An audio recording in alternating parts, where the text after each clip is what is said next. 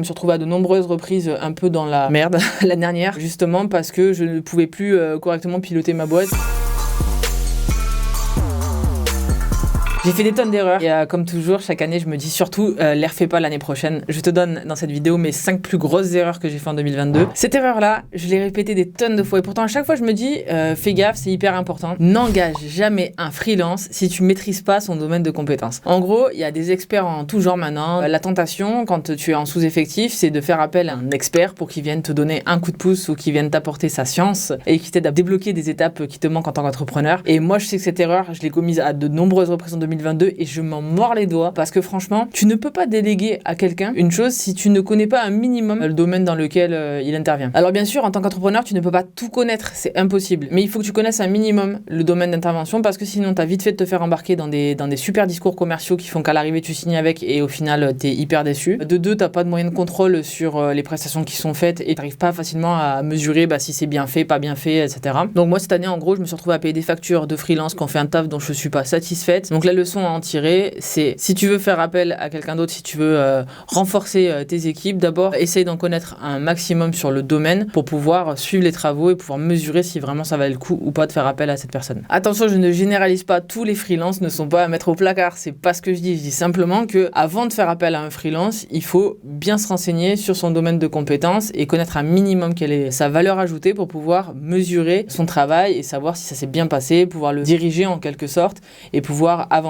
Par exemple, Vincent qui monte cette vidéo, t'es freelance avec nous et ça se passe très bien. Mais on connaissait un peu le domaine de la vidéo avant de travailler avec toi. Et là maintenant, on peut vraiment faire une collaboration qui est intéressante parce que du coup, toi tu connais ton métier, nous on connaît nos attentes et spécifiquement comment est composé ton métier et résultat des courses, la collab se passe super bien. Donc ma leçon pour 2023, j'arrête de me faire endormir par des super discours qui me font penser que la personne en face de moi, elle est 1000 fois plus intelligente que moi et qu'elle sait tout et que moi je sais rien. Je me renseigne d'abord et j'évite de faire confiance comme ça. La deuxième erreur, c'est faire des publicités trop tôt. C'est hyper tentant avec Facebook Ads, TikTok, Instagram, de lancer des publicités. Ça coûte pas forcément très cher. On te dit tu peux booster un post, faire une petite publication sponsorisée. Et en fait, je me suis rendu compte que ça sert à rien de faire de la pub tant que tu connais pas précisément quel est le message à adresser à ta cible. Sinon, tout l'argent que tu verses en fait dans ces pubs-là, il sert qu'à une personne, c'est à engraisser les grands de ce monde. Et ma vidéo qui est sortie la semaine dernière avec Théo Lyon, il en parle bien là-dedans et je m'en suis rendu compte un peu trop tard cette année. Donc ne pas cramer sa thune dans des pubs tant que tu connais pas parfaitement le message adressé à ta cible. Troisième erreur de 2022, sous-estimer la charge mentale d'une levée de fonds. En ce qui me concerne, j'ai mis pratiquement 15 mois à boucler ma levée de fonds. Mais même, qu'est-ce que je raconte, 15 mois plus, on a mis 18 mois, c'était interminable le truc. Alors oui, effectivement, il y a pas mal de facteurs comme la situation économique du pays, le Covid, la guerre en Ukraine, il y a toujours quelque chose qui fait que ça peut venir rajouter de la longueur. Mais en fait, ce que je me suis rendu compte, c'est que sur le papier, on te dit lever des fonds, c'est simple, il faut faire un pitch, après tu présentes aux investisseurs, tu reçois des offres et derrière tu choisis, tu deals. Non, c'est beaucoup plus complexe que ça, c'est énormément de tâches répétitives, c'est chronophage, j'ai rencontré énormément d'investisseurs, j'ai répété énormément de fois les mêmes choses, mais surtout je me suis rendu compte que voilà, c'est un vrai projet, une levée de fonds. Je pense que j'ai consacré pratiquement un mi-temps sur entre 15 et 18 mois quoi. Donc si vous avez pour projet de lever des fonds, ne minimisez pas ce temps-là et la charge mentale que ça représente parce que pour une levée de fonds réussie, trouver des partenaires avec qui ça va bien fonctionner, prendre le temps de bien construire un projet, ça prend du temps et ce temps-là, il va falloir soit te le prendre sur ton temps opérationnel dans ton business, soit te le faire en dehors. Et donc voilà, moi je suis arrivé sur les rotules quand on a fini la levée de fonds l'an passé. Si ça peut aider certains d'entre vous qui sont en préparation de levée de fonds, ne sous-estimez pas la charge mentale de cette opération. J'espère que tu kiffes cette vidéo. Si c'est le cas, n'oublie pas de lâcher un pouce bleu et de t'abonner. Ça me donne de la force pour continuer. Autre erreur, c'est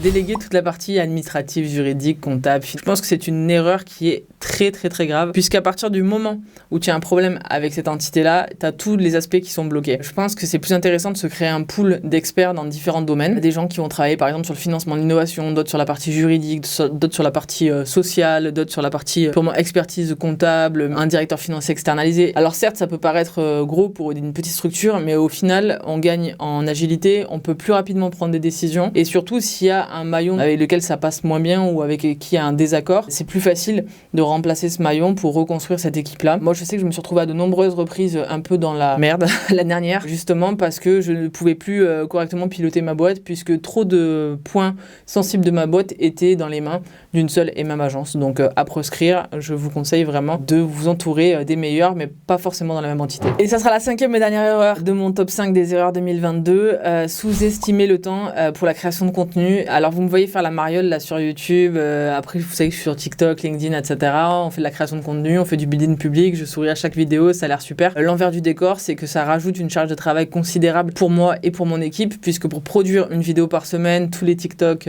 pratiquement 3-4 fois par semaine, et les posts LinkedIn, ça demande quand même vachement de taf. Donc ça encore, ce sont des choses qu'il faut faire rentrer dans l'emploi du temps qui lui déjà est bien chargé. Donc voilà, c'est quelque chose à prendre en considération. Donc on a fait pas mal de progrès en termes d'organisation. J'essaie de préparer un petit peu, d'anticiper un peu certains posts, d'anticiper certains sujets. On a un monteur qui nous a rejoint, dédicace à Vincent. Voilà, on arrive un petit peu mieux à s'organiser là-dessus. Cela étant, je me retrouve encore de nombreuses fois au dernier moment en train de faire ma vignette et en train de faire ma description. Vous voyez mes cernes, voilà, c'est des nuits de sommeil qui sont un peu raccourcies parfois. Si c'était à refaire, je le referais, ça c'est clair, parce que aujourd'hui la stratégie de création de contenu, c'est ce qu'il y a de mieux et ce qui me permet vraiment de parler en toute transparence avec vous de ma vie d'entrepreneur, et c'est comme ça aussi que je fais attirer du monde sur mes différents business. Par contre, clairement, c'est une grosse charge de travail, donc juste gardez ça en tête si c'est quelque chose que vous avez envie de faire. Donc voilà, j'ai fait des erreurs en 2022, j'espère juste que je referai pas les mêmes en 2023. Petite dédicace à Aurel. J'ai fait des erreurs et j'en referai. Aurel San, on attend le feat pour ceux qui ont la ref. Sinon, je vous avais dit il y a quelques semaines que je vous invitais à venir parler de votre entreprise sur ma chaîne. On a réalisé le tirage au sort sans huissier de justice, hein. C'était juste un site internet qui permettait de faire du random parmi vos commentaires. Merci à tous ceux qui ont participé, il y en a 3 qui ont été sélectionnés. Je vous affiche le résultat en même temps que je vous fais cette voix off. Contactez-moi en DM ceux qui ont été tirés au sort. Vous pouvez me chercher en commentaire ou sur LinkedIn. J'attends vos coordonnées pour pouvoir vous contacter et organiser tout ça. J'essaierai de refaire de nouveaux challenges dans l'année où vous pourrez venir sur ma chaîne participer. J'espère que cette vidéo vous a fait kiffer. On se retrouve lundi prochain 18h42 pour une nouvelle vidéo. Amusez-vous bien, travaillez bien.